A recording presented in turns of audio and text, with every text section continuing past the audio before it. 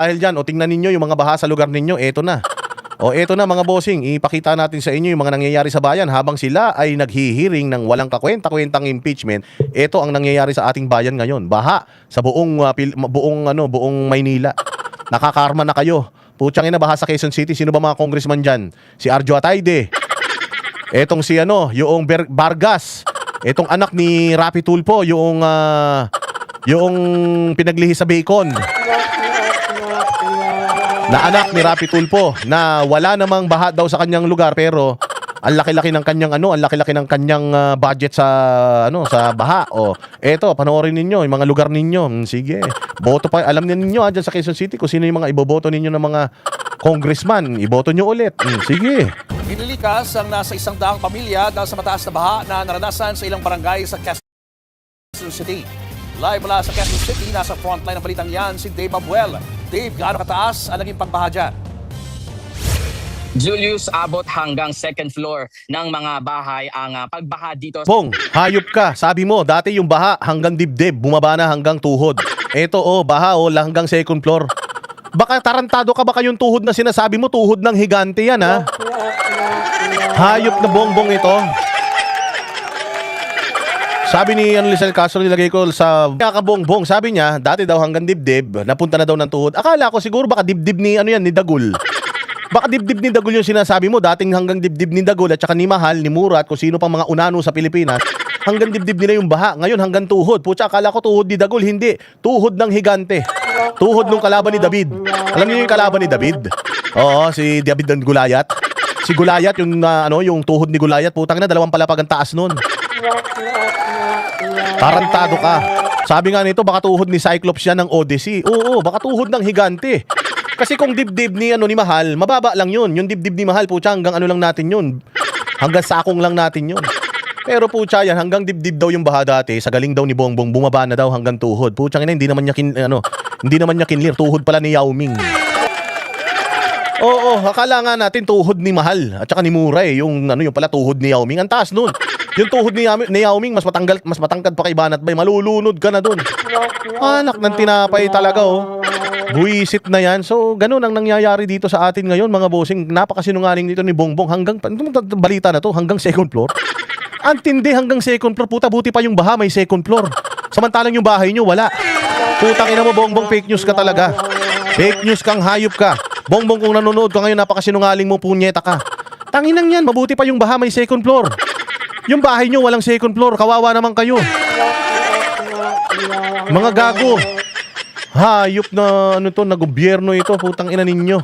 Barangay Rojas District, Julius, abot hanggang second floor ng mga bahay ang pagbaha dito sa Barangay Rojas District. Dahil Alam ko na. Ang galing na decipher ko yung mensahe ni Bongbong. Kaya pala sinasabi ni Bongbong na walang apektado ng baha. Puta, bihira nga pala yung mga Pilipino na may second floor yung bahay. Bihira, puro first floor lang. So ngayon, yung mga walang first floor ay walang second floor, hindi apektado. Kasi yung baha hanggang second floor O so anong nangyari ngayon? Mga diyan sa tatawag yun, NDRMMC hello. Kumusta diyan? Sir, hanggang second floor yung baha, sir. Ay, second floor, ayos. Tangina, hindi apektado yung mga kababayan natin, wala silang second floor, puro first floor lang. Oo, ang mga naapektuhan may second floor lang. Tingnan mo sa statistics, ilan ng mga Pilipino na may second floor? Boss, konti lang po. Siguro mga 3% lang ng population natin may second floor, yung iba third floor na. Ganun ba? Putang ina, congratulations. Walang apektado. Walang apektado sa baha. Lahat ng bungalong bahay hindi apektado. Yung may second floor lang. Putang ina mo, Bongbong, tanga ka. Magsama kayo ni Claire Castro, putang ina ninyo, utak ninyo talaga wala na, tuyot na. sa mayat-mayang malalakas na buhos ng ulang dulot ng habagat. Ayon sa barangay, kabilang sa apektado ng hanggang Nakita ninyo, lumulutang yung frigider. Alam niyo yung kahon na yan? Yan yung kahon na nandiyan, yung lumulutang. Puta, rep yan. Tang ina, mantakin mo, ganito kakahirap ang buhay natin. Nawala na yung kahanong rep. Naiwan na lang yung kahon. Hayop naman talaga. Sino nagnakaw na naman yan? Pucha yan, baka yung mga karni dyan, nawala na. Kita mo, kahon na lang. Visit talaga, kawawang Pilipinas, Ang palapag na baha ang mga bahay sa Gumamela, Waling-Waling at Kampupot Street. Abot dibdib naman ang tubig sa Hasmin, Umbel at Scout Reyes. Low-lying areas daw kasi ang mga ito kaya madaling maipon ang tubig. Ayon sa Oh, barangay, baka na naman yung low-lying area. Mali na naman yung pagkakaintindi niyo sa low-lying area. Ibig sabihin, konti lang daw yung mga sinungaling dyan. Walang congressman tsaka mga taga Malacanang na nakatira dyan. Gago. Ibig sabihin ng low-lying area, mababa sila, kaya babahain. Tangina ng tatanga ng mga nasa gobyerno na ito. Iba-ibang pagkakaintindi nila eh. Yung may mga second floor, yun lang daw yung apektado. Yung mga bungalow yung bahay, hindi. O ito naman, low-lying area. Wala daw sinungaling dun. Gago, hindi yung ganun ibig sabihin nun ha. O yung kaibigan ko dyan nag-comment na nagdadrive daw siya ng taxi. Tapos yung ano daw niya, yung kanyang pasahero, tuwan-tuwa daw. Ingat ka, baka hindi magbayad yan. Baka kunyari lang, natutuwa kay Boss Dada yan. Pero sa hirap ng buhay ngayon, baka tumakbo yan ha. Hoy, magbayad ka ha. ay nagsimula raw makaranas ng pagbaha bandang alas 8 ng umaga. Humupa raw ito ng saglit nang humina at tumigil ang pag-ulan. Pero laking gulat daw nila nang muli na namang umulan ng malakas bandang tanghali na tuluyan nang nagpalala sa baha. Ayun lang, nagulat sila sa ulan. Huwag kayong magulat sa ulan. Panahon ng tag-ulan ngayon, magugulat kayo sa ulan? Magulat kayo. Pucha ka na konting ulan na nagbabaha sa inyo. Paano? Ninakaw nila lahat ng pera ng taong bayan. O, tinan mo. Si Inday Sara yung kanilang hinihiring dyan sa Senado. Sino mga magnanakaw sa putangin ng mga flood control na yan? Sino? Oh. Malakay Soto ang baha dito, boss. Di patay ka. Pandak ka pa naman. Malulunod ka dyan, Anthony. Sasabihin na naman ni Bongbong, climate change. Oo. Climate change. Yun na naman ang sisisihin niya dyan. Hindi na naman nagpaalam sa kanya yung bagyo. Noong nakaraan yun na sinabi niya eh. Hindi nagpaalam sa akin yung bagyo. Hindi na na tayo. Pinipake na tayo. Parang alam mo yung sa basketball, kino-crossover na tayo. Hayop kayo. Magpapaalam yung bagyo sa inyo, gago. Gusto mong palipad ng rocket? Putang ina ka. Yung accurate na weather forecasting, wala ka. Gusto mong palipad ng rocket kung di ka ba naman abnormal talaga, BBM. Buisit. Ang tansya ng barangay nasa Silver Q Music dyan sa Europe, mabuhay ka. Nasa ng AFP at tulong ng Civil Defense. Wala, yung AFP binaha din eh. Hahanapin nyo. Asan yung mga AFP? Ba't wala nang tumutulong? Tanginin niya, binaha rin sila. Lahat ngayon apektado na ng baha.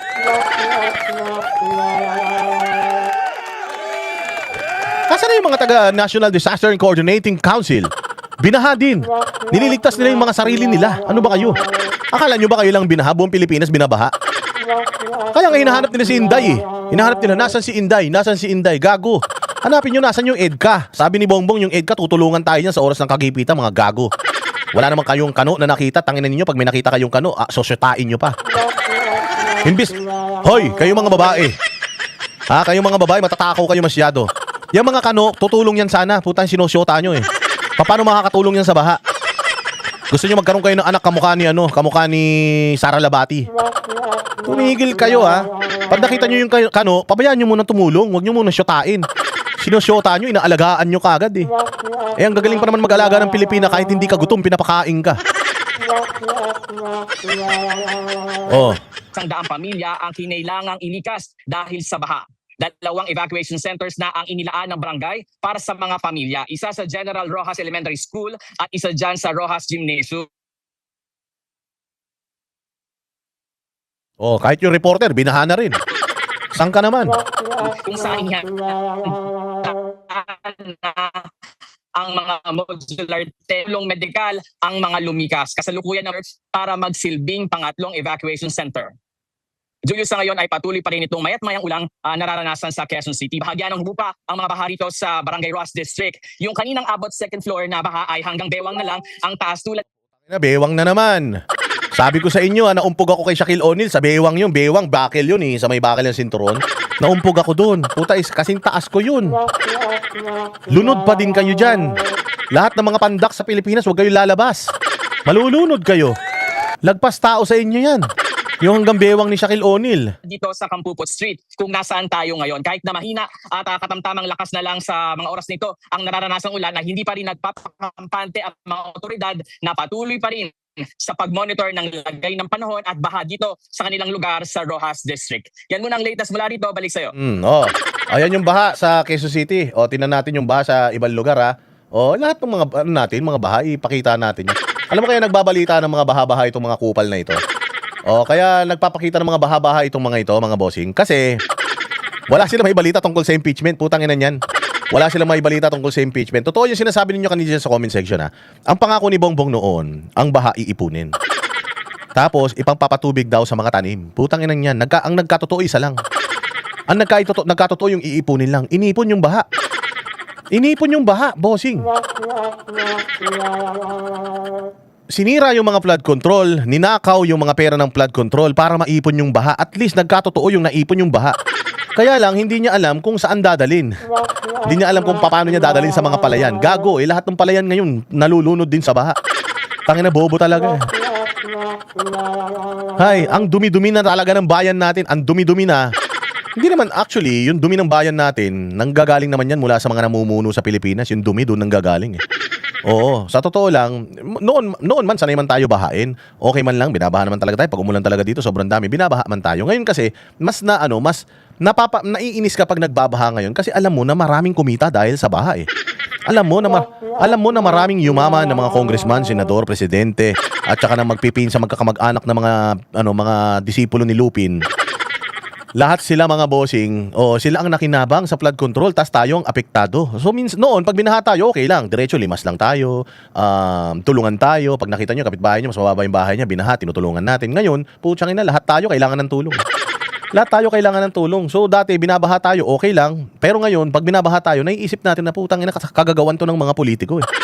Hindi naman sana ganito kalaki ang baha kung hindi ninakaw ng mga hayop na ito. Sabi ko nga sa inyo, di ba, magiging matindi ang pagbabaha ngayon 2026 kasi wala silang project, wala silang pondo na inilaan sa mga flood control. Naglilinis-linisan sila kesyo, kasi ninanakaw lang ang pera ng flood control. Huwag tayong maglagay ng pera sa flood control. Tanga talaga. Sobrang tanga. Kailangan yung mga flood mitigation projects natin, mga flood control projects natin, hindi dapat yan hinihinto kasi nga matindi ang Pilipinas kapag umuulan. Ang liliit ng mga manhole natin, ang liliit ng mga kanal natin, hindi talaga tayo designed para tumanggap ng ganito kalaking tubig tuwing tag-ulan. Kaya kailangan yung mga flood mitigation projects natin, dredging, paggawa ng mga kanal. Kailangan nga yung tubig hinihigop papunta sa dagat dahil yung dagat hindi naman napupuno yan. Ang tagal-tagal ng umuulan, yung dagat hindi pa napupuno. Hindi pa kayo nabubuhay. Yung dagat hindi pa rin napupuno hanggang ngayon. So dapat ang ginagawa natin, tuloy-tuloy ang pondo, yung mga tubig na yan, yung mga kanal, pinalalaki para tapos dinadivert yan lahat sa mga pinakamalalaking ilog papunta sa mga dagat. Ganun dapat ang gawin natin, dalhin yung tubig sa dagat.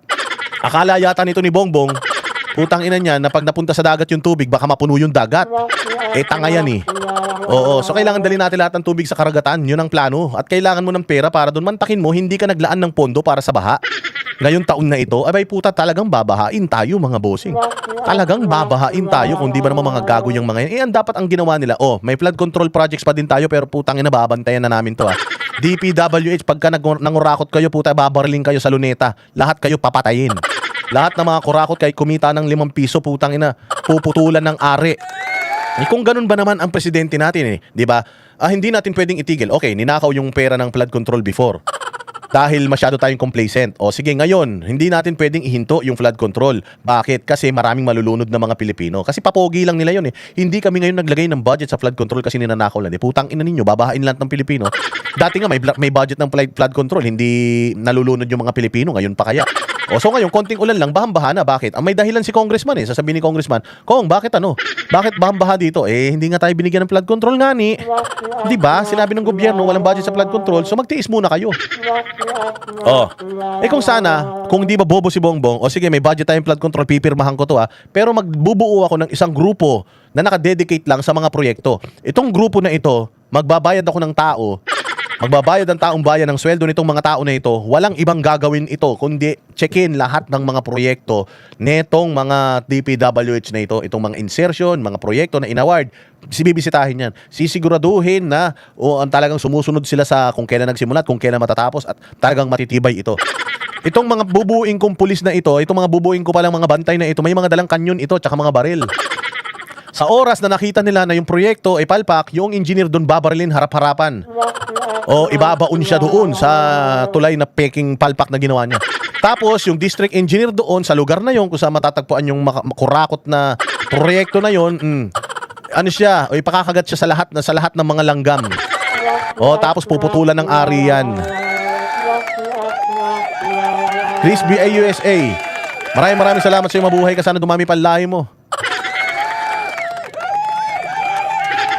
Ganun yan mga bossing. Sana may flood control projects pa din, pero mas naging mahigpit kaysa tinanggalan mo ng budget yung flood control. Tinan mo nangyayari ngayon. Kaya nga sabi ko nga sa inyo, si Bongbong, walang alam yan. Tangina, marunong lang yan gumawa ng krimen, pero kung gagawa ng kabutihan para sa kapwa niya, wala, hindi na nananalaytay sa dugo nila yan. Wala sa diksyonaryo na yan. Ito pa yung balita. Bulbul din ang traffic sa Metro Manila dahil sa magdamag na ulan. Ang ilang motorista tumirik pa ng subukang tumawid ng baha. Narito ang Frontline Report.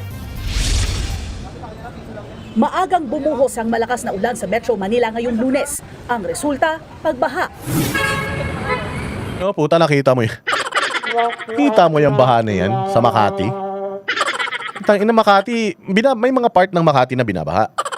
Yung mga bandang Washington, yung malapit na sa Riles. Buendia yan, binabaha yan. Pero nung panahon ni Pangulong Duterte, nasolusyonan yan. Dito sa may Mandaluyong, may Silo, Circle, grabe ang pagbabaha dyan. Noong panahon ni Mark Villar, kinausap niya yung dyan sa may Mandaluyong, sa may Silo. Kinausap niya yung kontraktor, ikaw kontraktor, putang ina pag ito nagbaha rito. Sinasabi ko sa'yo, ilulunurin kita dyan. Ginanon ni Mark Villar yung kontraktor, ngayon, nagbabaha pa sa may Silo. Hindi na. Noong panahon ni Pangulong Duterte, pucha, lahat ng mga lugar na ito, na mga hindi binabaha dati, hindi binabaha yan. Yung mga binabaha dati, medyo, nag-improve na yan. Ngayon, pucha, kahit yung mga hindi binabaha, binabaha na eh. Ang ina pa paano, magnanakaw yung mga nasa kongreso. Magnanakaw yung nasa palasyo. Di ba? Hindi tuloy makausad ang mga motorista sa bahaging yan ng Buendia, Makati. Ang ilang rider, umikot na lang kahit baha rin sa dinaanan. Ang mga commute Puta ina, water world yung Pilipinas, ang galing. Palakpakan! Palakpakan natin ang gobyerno sa ginagawang pahirap sa mga Pilipino. Mabuhay kayo. Oo, mabuhay kayo, putang ina ninyo. Sana pag namatay kayo, lahat ng mga sakit sa mundo dumapo sa inyo at ikamatay ninyo. Sana mabuhay kayo ng matagal. Sana magka-cancer kayo ng matindi, yung napakasakit na cancer, tapos humaba pang buhay nyo kahit may cancer na kayo, yung araw-araw. Nananalangin na kayo na, Lord, kunin mo na kami, hindi kayo kinukuha. Yun yung gusto namin. Yung lahat ng sakit at pahirap maranasan ninyo, yung tumatay kayo sa salawal ninyo. Yung mga mata nyo lang yung gumagalaw, tapos walang mga pakiramdam yung mga katawan ninyo. Gusto namin yung ganun. Oo. Gusto namin yung talagang lahat ng sakit, yung pinakamasakit na cancer mapunta sa inyo. Na kahit gaano karami yung pera na ninakaw ninyo, tapos nagmamakaawa na kayo, napainumin kayo ng lason, tapos ayaw ng mga kamag-anak nyo. Hindi, gusto ka namin mabuhay. Gusto ko na kang mamatay, masakit na. Hindi. Mabuhay ka pa, matagal pa. Ganon. Galit si boss, galit talaga tayo. Kaya nga sabi ko nga sa inyo, huwag nyo na akong pigilan magmura dahil yun nga lang ang outlet natin eh. Katarantaduan ang ginagawa sa atin ng mga taga-gobyerno tapos gusto nyo mabait tayo. Hindi pwede yun. naman, lumakad na sa Center Island, makaiwas lang sa baha. Pero marami pa ring lumusong na lang, lalo na yung mga papasok ng trabaho. Maging ang bangketa sa Hilpuyat, hindi rin Tangina, kawawa yung mga nag-o-opisina. Kawawa, oh. Erwin Tulfo, di ba yan yung sinasabi mo? Kawawa naman yung mga pumapasok sa trabaho. Yan yung mga pumapasok sa trabaho, kawawa naman. Tapos yung mga hindi pumapasok sa trabaho, yung mga senador ayaw pumasok. Putangin na ninyo, si Jinggoy pinakulong nyo, si Marcoleta pinakulong nyo.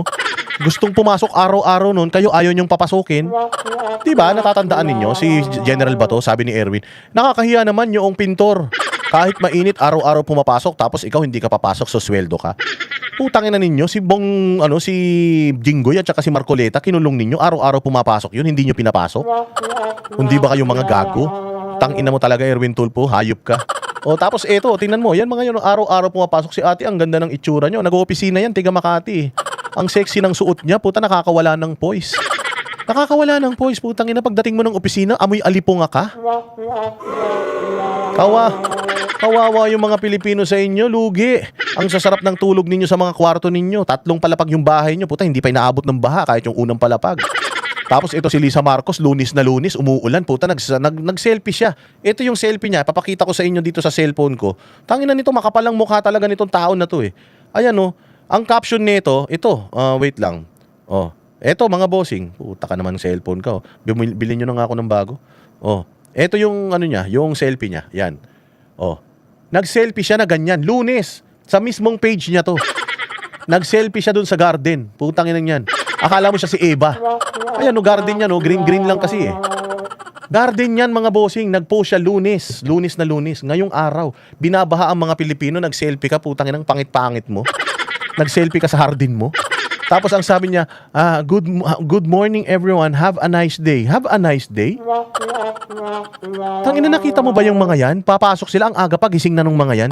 Yun ngang walang ulan. Pucha yan, papasok yung mga yan. Amoy alas 5 na sila ng hapon pagdating ng opisina. Tapos umulan pa, bumaha pa. Anong mga amoy niyan pagdating ng opisina? Mga walang hiya kayo. Akala mo ikaw si Ebak at si Adan.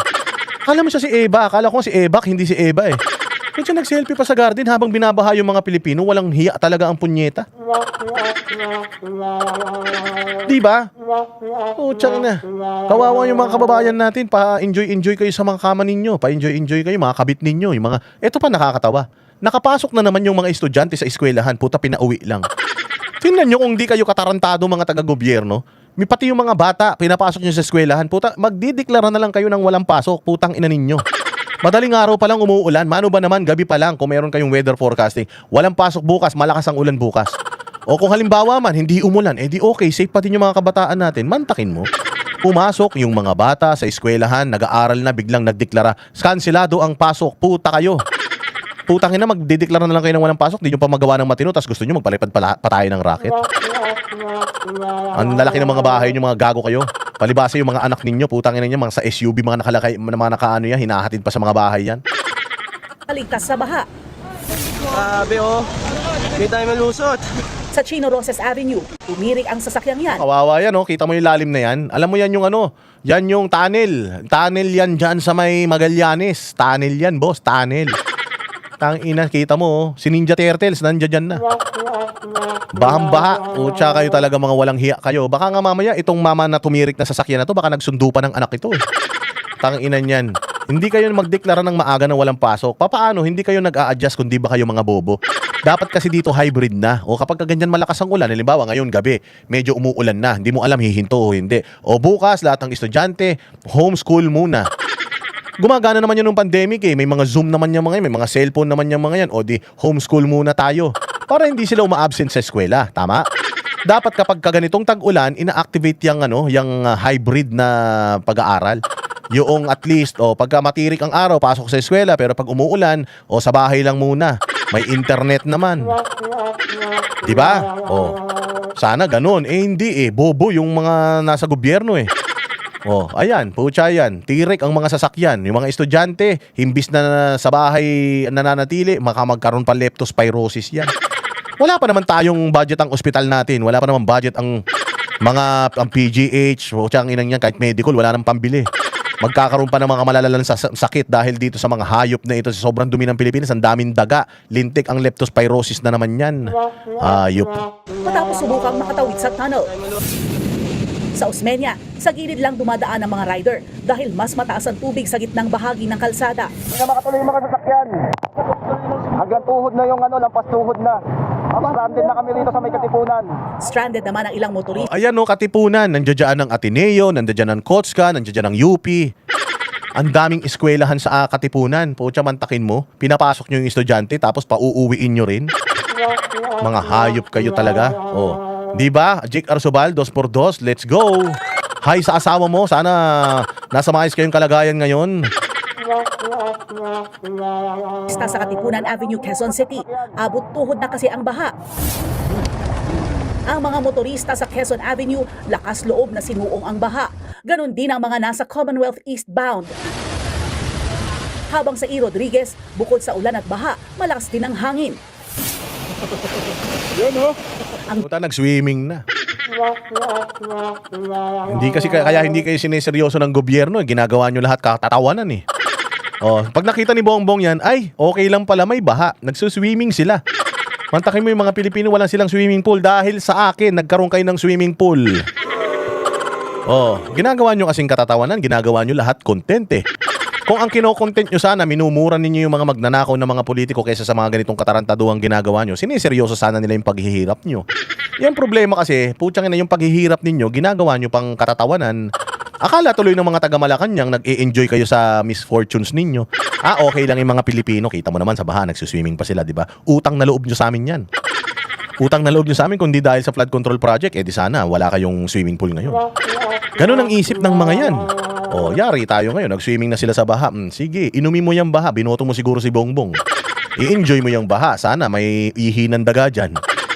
Para po siya madali ka ng leptospirosis. Dating basketball player na si Matt Cardona, napatalon at naligo na lang sa mataas na baha sa G. Araneta Avenue. Sa Barangay Del Monte, lampas tao na ang tubig. Ang ibang mga residente nagawa na ngang mag-swimming. Sa Mandaluyong City, umabot hanggang tuhod ang baha sa ilang lugar. Sa Barangay Hulo, may natagpuan pang ahas sa ilog. Baka kasi ano yan? Baka si Lisa Marcos yan. Tumaas din ang tubig sa Marikina. Nag-zero visibility pa nga dahil sa malakas na ulan. Lubog din sa baha ang ilang lugar sa Pasay City. Pero alam mo, inimbento yung bota para hindi pasukin ng baha eh. Tingnan mo si ate nagbota, puta yung bota niya nakalubog din sa baha. Ganun din, alipunga din yan. Patay tayo dyan. Sa Barangay 183, rumonda na ang barangay para i-check kung may mga residenteng kailangan ng lumikas. Pinasok na kasi ng baha ang ilang bahay. Ay, mag-evacuate po. Binuksan ng barangay ang kanilang gymnasium para sa mga residenteng nais lumikas. Tingnan ninyo, habang nangyayari ito, nagpipress con si Abante. Habang binabaha yung kanyang distrito, si Abante nagpipress con. Ang sinasabi niya, asan si BP Sara? Dapat umatin siya sa Senado, ay dapat siya umatin siya sa impeachment. Wala nang tiwala ang taong bayan sa kanya, gago. Tangina ninyo, ito dapat ang inaasikaso ninyo. Dapat ito ang inaatupag ninyo, itong mga binabaha ng mga kababayan natin, itong mga walang hiya kayo. Tangina nyo talaga, tapos impeachment pa rin. Naperwisyo rin ang malakas na buhos na ulan at mabilis na pagbaha ang malaking bahagi ng Maynila. Sa Espanya, gutter deep ang tubig, kaya bumigat ang trapiko. Pahirapan tuloy ang mga commuter sa Ano, kawawa yung bata, oh. Kita mo yan, bata yan, pumasok sa eskwela yan. Dahil sa punyetang mga nag-a-announce na nga nitong Pag-asa na to, putang ina, wala na rin Pag-asa eh. Hoy, Pag-asa, pukin ng ina ninyo. Anong ginagawa nyo? Naliligo kayo sa ulan? Pati Pag-asa, wala nang Pag-asa. Mga hayop na yan. Hindi nyo kayang malaman kung babahala o hindi. Punyeta kayo. Hayop talaga naman. Lahat ng ahensya ng gobyerno ngayon, puros wala na, palubog na talaga. Ba ng mga sasakyan. Sa Ustenga, bumagsak na ang letter U sa block letters ng UST sa Plaza Mayor dahil yan sa baha at Putang na, nalunod pati yung tiger, oh. Ay, pati yung tigre. Pati tigre hindi nyo pinatakas. Pati tigre nilunod nyo. Wala namang Siberian tiger dito sa Pilipinas. Puta, nagkaroon na tuloy ngayon. Dahil sa pagbabaha dito, hayop. ang malakas na ulan. Oy, Lara Velasco, mabuhay ka ha. Salamat sa iyo dyan sa Europe. Sana lahat ng tao ay maging katulad mo mapagbigay. Dahil sa pag-ulan at pagbaha, nagpatupad na ang pamahalaan ng alternative work arrangements sa mga tanggapan ng gobyerno sa Metro Manila. Yun lang. So, ang taga-gobyerno, nagpatupad na naman sila ng mga alternative working setup po sa mga taga-gobyerno. Sarap ng buhay, pasahod ng taong bayan, tapos sila may work from home, hybrid, twice a week lang ang pasok, tapos ano lang, hanggang alas 4 lang ng hapon. Samantalang yung mga taxpayers, pucha, ayan oh, lusong sa baha, si ate. Pucha, ang ganda pa naman ng legs ni ate oh. Lusong sa baha, o naka-mini skirt, sige. Oh, delikado kayo yung mga babae, wag niyong paabutin sa sa bataan yung baha. Pag umabot sa bataan yung baha, magkakasakit kayo, UTI yan. Buti yung mga lalaki kahit papaano parang snorkel yung kanila. Yung sa lalaki parang snorkel yun. O, igaganon mo lang yun. O, yung baha hanggang dito lang. O, basta yung yung butas, hindi pasukin ng tubig, itataas lang nila yun. Hindi sila magkakaroon ng hindi sila magkaka-UTI. Kayo mga babae, yung bataan. Pag inabot ng tubig yan, delikado yan, bukas na sugat yan. Ha?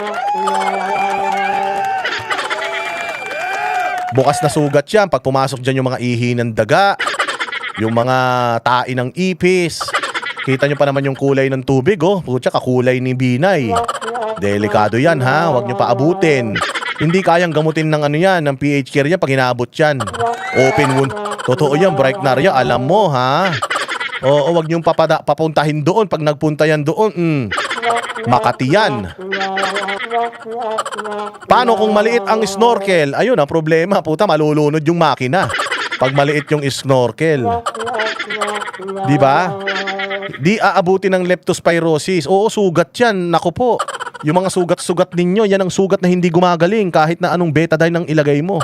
Kaya ingatan ninyo yan, ha? Yan na lang kaligayahan ng mga asawa ninyo. Hirap na nga ang buhay ninyo. Yan lang ang pinagkakaabalahan ninyo eh. Madidisgrasya pa. Ha? Takpan nyo maigi. Basta pagka medyo malalim na, lumagpas na sa tuhod, magpatila na kayo, ha? Oo, baka naman... yung kaibigan ko, yan lang daw ang libangan nila mag-asawa eh. Mawala na daw, ari-arian niya lahat, ng ari-arian niya mawala, wag lang daw yun. Kaya ingatan nyo yan, ha?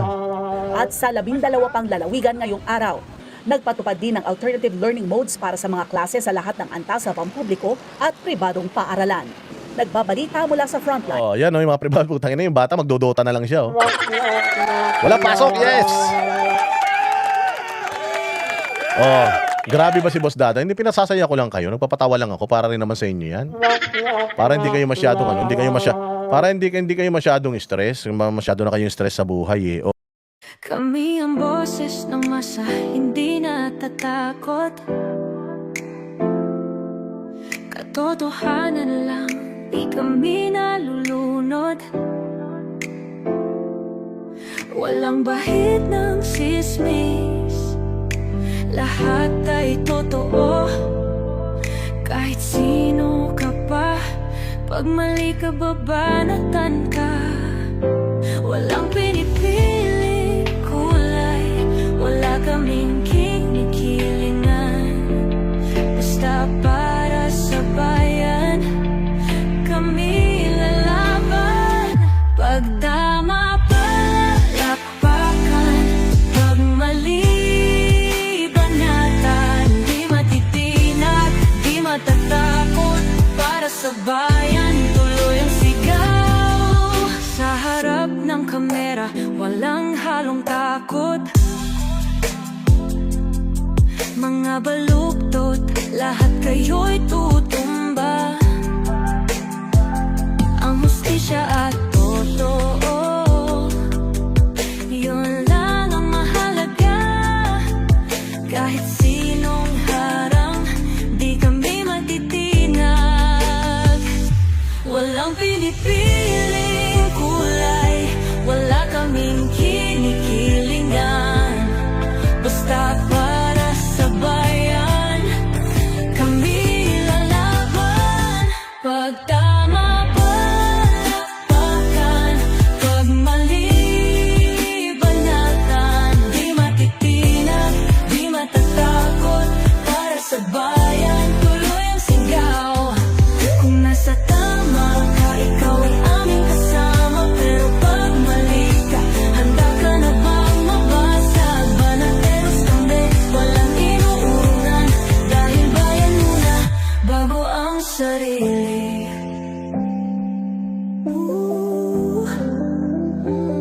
Bago ang sarili.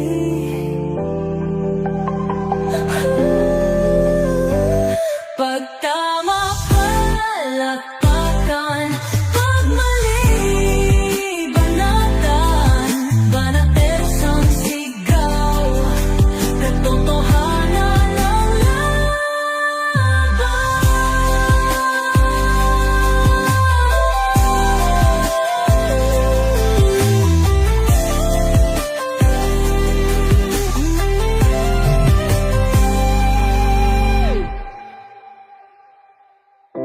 sa harap ng kamera, walang